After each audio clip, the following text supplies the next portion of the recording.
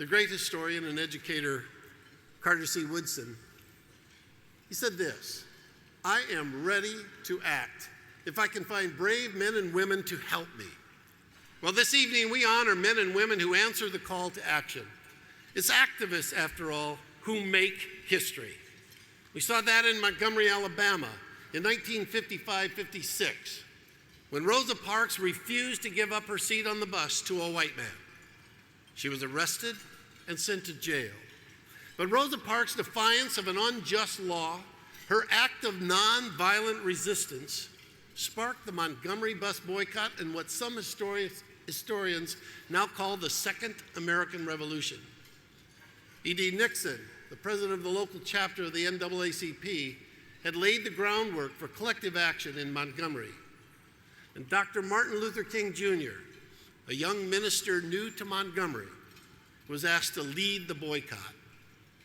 Right beside him was the Reverend Dr. Ralph Abernathy. Juanita Abernathy, Dr. Abernathy's widow, remembers the boycott like it was yesterday.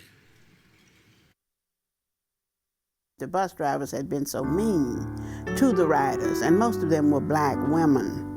And so when Rosa decided not to give up her seat, that sparked the movement, because, see, E.D. Nixon was president of the NAACP. That was the only organization we had at that time. And Rosa was the secretary. And my husband had just closed the membership drive, which he chaired. So when E.D. Nixon called Ralph and said, "Rosa has been arrested and we got to do something. I'm going out of town on my run, so will you call the ministers and tell them we're staying off the buses on Monday in protest of Rosa's arrest." Just one day. It was not for 2 or 3 days. The idea was just one day to let the bus company know that we were upset and we weren't going to take it. So Monday was such a Ralph called all the ministers, and everybody went to their pulpits on Sunday morning. But Saturday night, Martin and Ralph and Mr. Nixon said, "And you call the new pastor Dexter." He said, so Martin and Ralph were the two youngest pastors in town. And they went to all the dives and the nightclubs and all on Saturday night. Because, see, there were a lot of people who wouldn't hear the announcement at church on Sunday because they weren't going to be in church. So to make sure they covered everybody, they went to the what they call the juke joints then, and told everybody, "We are not riding the bus on Monday in protest of Rosa Parks' arrest." And when the buses rolled Monday, empty. And of course the police said, "We will have police protection for any riders who want to ride, and the Negroes are there to stop them." There was nobody there to stop them. People decided, "Oh wow, we're just not riding the buses." Monday they didn't ride. They said, "Okay," we had a meeting Monday night, what they call a pep rally. Said, "Okay, we're gonna boycott Tuesday." Tuesday they didn't ride, and they said, "Well, we're gonna keep it going for a week." And it just kept going. Every Monday night they had a mass meeting. And it went on for 381 days, and said, "We're going to wait until we change the law. When the laws are changed and we can ride anywhere we want to on the buses, and without any fear of being jailed or anything, then we'll stop." And we kept walking through the rain, through the snow, and it snowed in Montgomery, and through the sleet and the hail. We had a whole winter that was horrible. Do you know nobody rode those buses? And the white women who had maids, they had to come and pick them up. And they were happy when everything stopped, because they didn't want to have to get up at 5 o'clock in the morning, go pick up the maid to come cook their children's breakfast and clean up the house. So they were livid. They wanted something to happen, because they didn't want to have to keep getting up running every morning to get the housekeeper. And finally, we got the law passed, and we could sit anywhere we wanted to. And after 380 days, they were free. And do you know that freed America? People don't realize it. But the same kind of thing that was happening in Montgomery was happening all over the North. The blacks had a section. They just had more seats than we had in Montgomery. But in Chicago, in Cleveland, in New York, they were segregated and didn't even realize they were segregated until the law changed everything. And they realized, that freed us too. And then they had hotel accommodations, public accommodations, period. So they realized that you can't keep us out of the hotels. Everything changed. And it started with Montgomery, Alabama. And that's why I say Montgomery saved America from herself.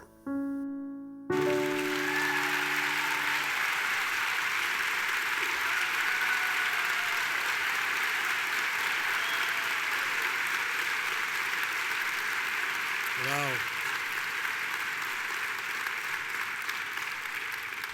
381 days. Changing your daily life for 381 consecutive days because of something you care so deeply about. It's more important than personal discomfort. It's more important than the normal schedule. It's because you believe deeply. And that is how history is made. We now want to take a moment to remember a young man whose death stunned and angered us, Trayvon Martin.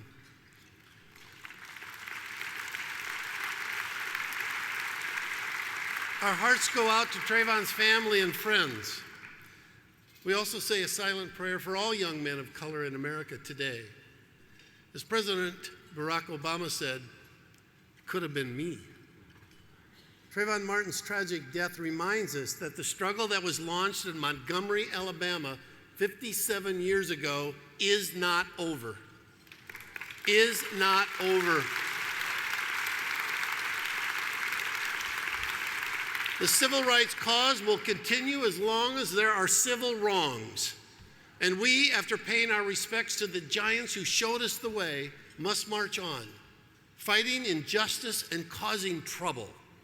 The good kind of trouble that Rosa, E.D., Ralph, and Martin caused. Racial profiling is an ugly, humiliating, and sometimes deadly reality. And I want you to know that NEA has joined with the NAACP to shine the spotlight of shame on racial profiling.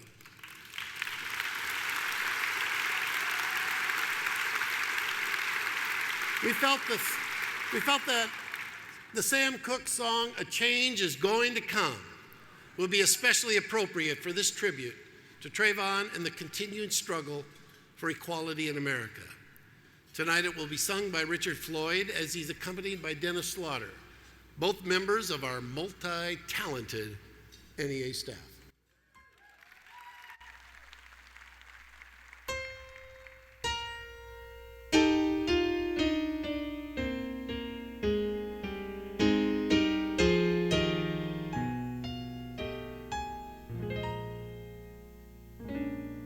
I was born by the river in a little tent. Oh, and just like the river I've been running ever since. It's been a long time coming, but I know a change gonna come. Oh, yes it will.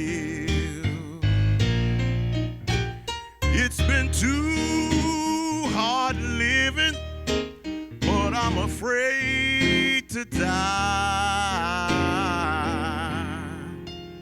'cause I don't know what's up there beyond the sky.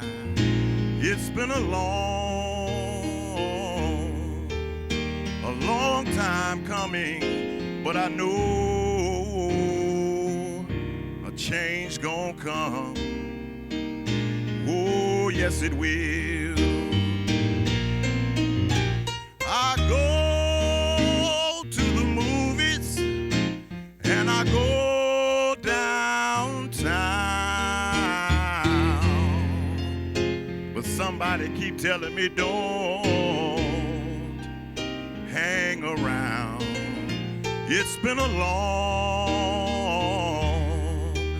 long time coming, but I know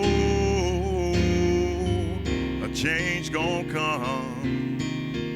Oh, yes it will. Then I go to my brother and I say, brother, help me please.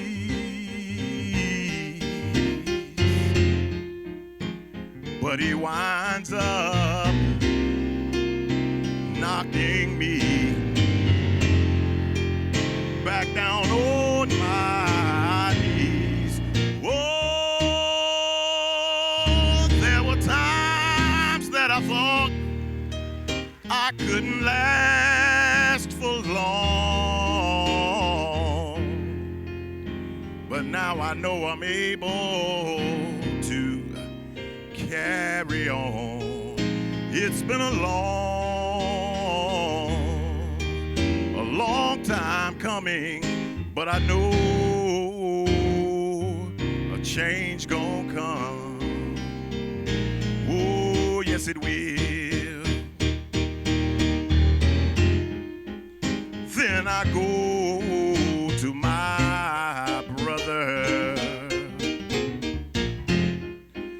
I say, brother, help me please.